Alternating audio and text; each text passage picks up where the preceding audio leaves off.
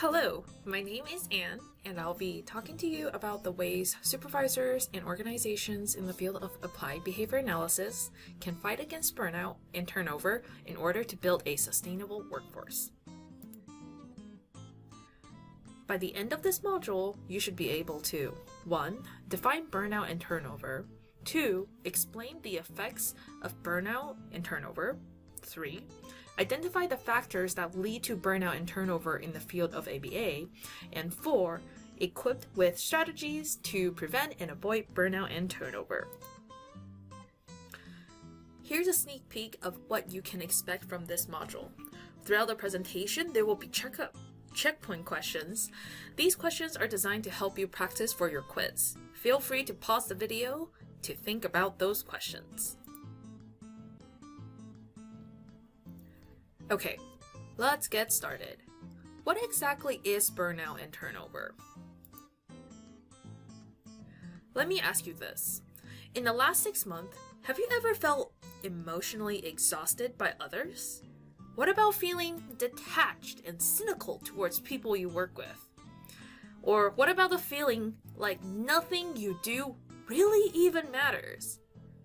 If you've answered yes to any of these questions, then it's safe to say that you're probably familiar with the feeling of burnout.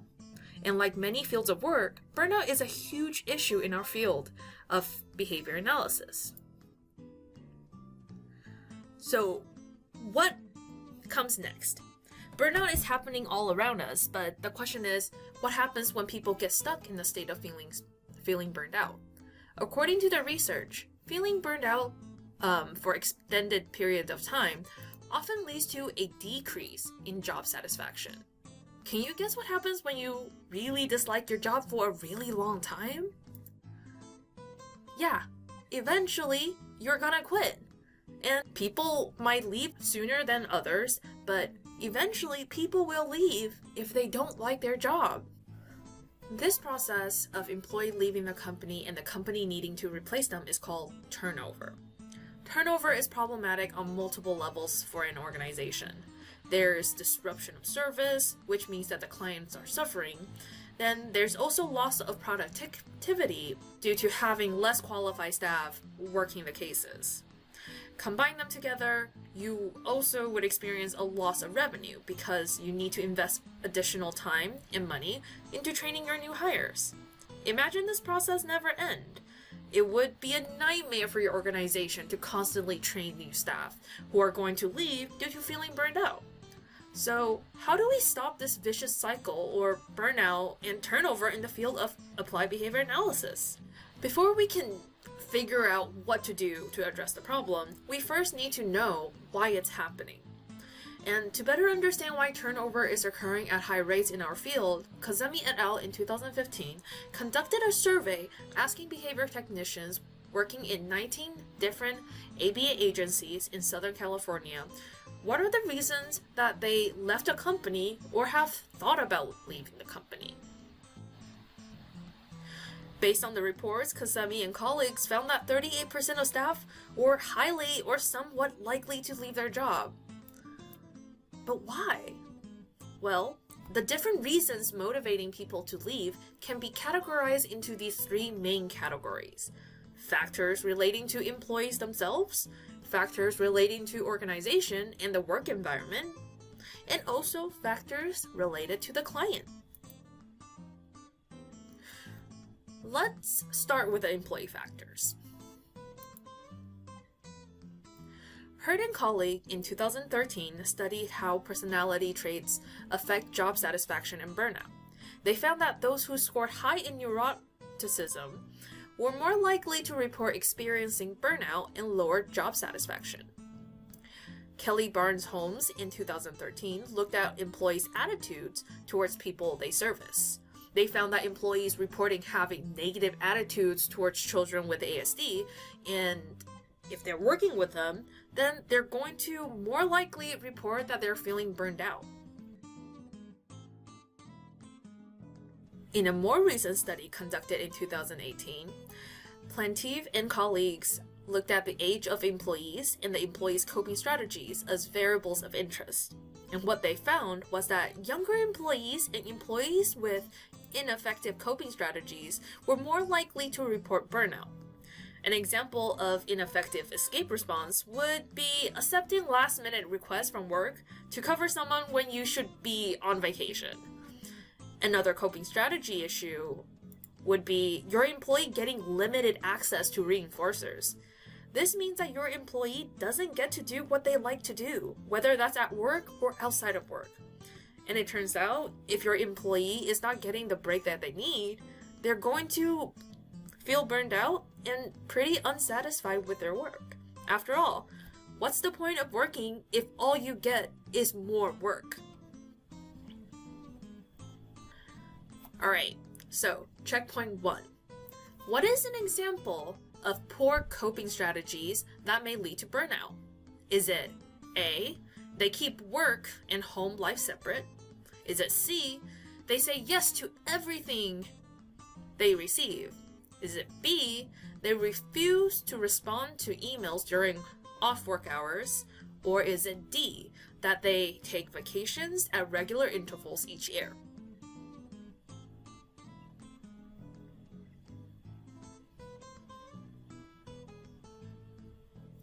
Well, I hope you've selected C. That's right. People who say yes to every task they receive are probably going to be overcommitted and overworked, which means they're not going to have the time to take care of themselves. So, be careful when you see someone who is constantly saying yes. Check in with them. Are they sure that they can do everything they say they can?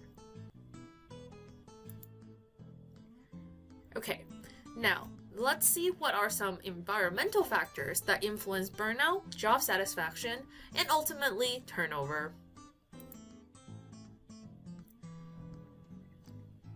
In 2015 article, Kazemi and colleagues found that unrealistic expectations in the workplace were correlated with employee turnover, and that demanding workload and the lack of support from agency and supervisors were correlated with higher rates of burnout. If your job is demanding and your workplace expects you to do all of it without providing you with the support you need, you're going to get burned out.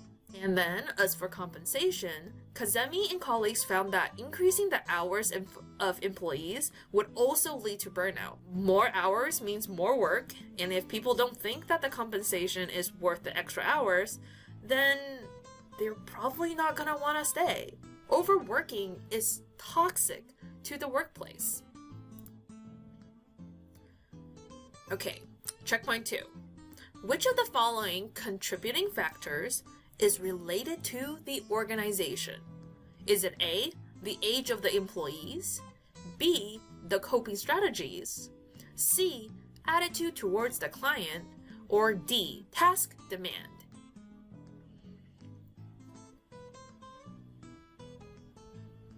Well, I hope you answered D, task demand.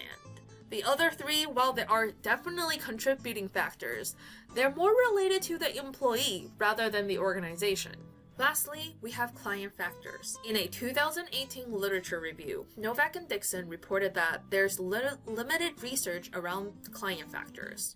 Olin Gibson et al. 2019 and Kazemi et al. 2015 really looked at client factors, and what they found was that age, ASD severity, time spent working in the field were all insignificant variables. More research is needed for us to really better understand whether client factors influence burnout, turnover, and job satisfaction. Okay, checkpoint 3.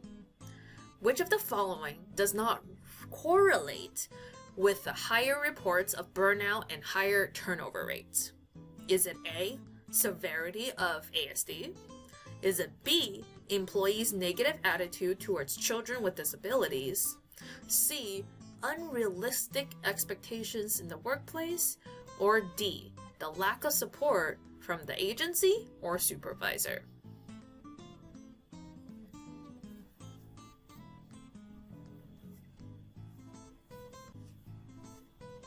Okay, I hope you answered A, the severity of autism spectrum disorder. Remember, the other 3 are all related to the employee or the organization. So far, there's not clear evidence showing that factors relating to the client, like the severity of their disability, correlates with burnout and turnover in the staff. Now we know why people are burned out and unsatisfied with their job to the point of wanting to quit.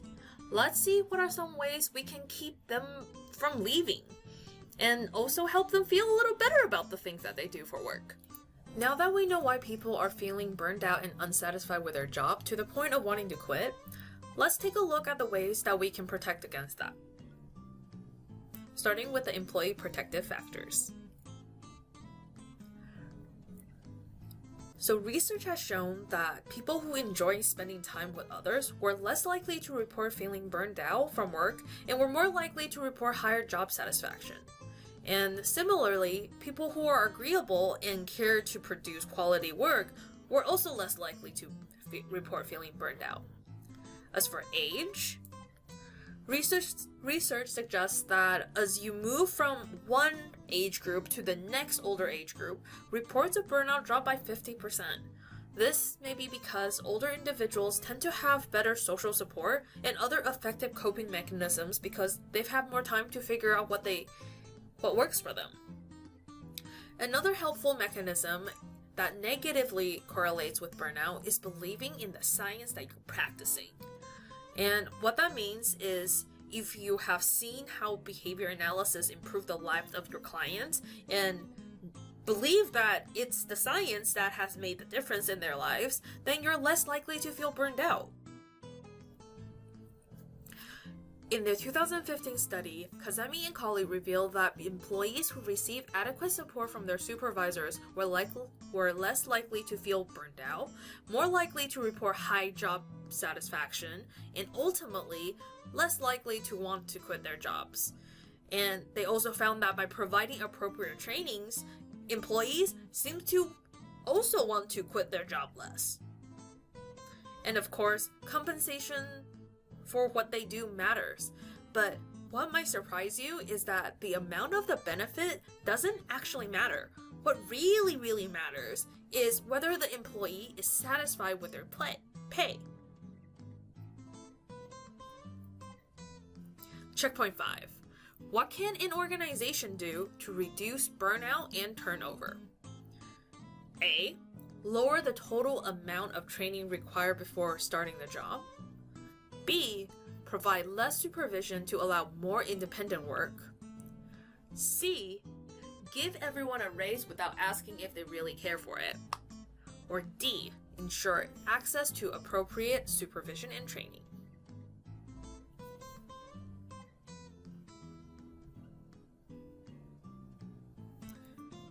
The correct answer here is D. You want to ensure that your employees have access to appropriate supervision and training. That is how you're going to reduce burnout and turnover.